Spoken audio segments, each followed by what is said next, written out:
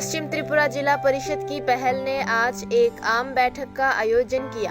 केंद्रीय मंत्री प्रतिमा भौमिक, पश्चिम त्रिपुरा की जिलाधिकारी देवप्रिया वर्धन, बामोटिया विधायक कृष्णधन दास सहित अन्य मौजूद थे। বিভিন্ন স্কুল কলেজ প্রবলেম শুধু বিরোধীদের সমস্যা না, এটা সবার একটা সমস্যা হচ্ছে। একটা কোম্পানিকে দেয়া হয়েছে, সেটা লম্বা সমস্যায় চলছে। সেই সমস্যাকে কিভাবে সমাধান করা যায় সেই লক্ষ্যে আমরা কাজ করব এবং আমাদের বিদ্যুৎ মন্ত্রীর সঙ্গে আমি কথা বলেছি এবং উনিও চেষ্টা করছেন সেটাকে কিভাবে তাড়াতাড়ি সম্পন্ন করা যায়।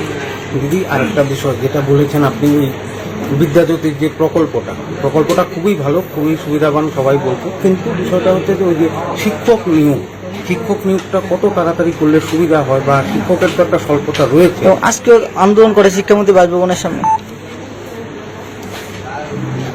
সময় বিদ্যাজ্যোতি আলাদা একটা বিষয় এটা, এবং সেই বিদ্যাজ্যোতির মাধ্যমে রাজ্যের মানুষের যে এম্বিশন এবং মানুষের মধ্যে যে একটা আশা আকাঙ্ক্ষা সেটাকে পূর্ণ করা আমাদের প্রচেষ্টা, এবং সেটাকে আরো সুন্দরভাবে কিভাবে করা যায় এবং যত তাড়াতাড়ি সেই স্টাফগুলিকে রিক্রুট করা যায় সেই লক্ষ্যে সরকার কাজ করছে।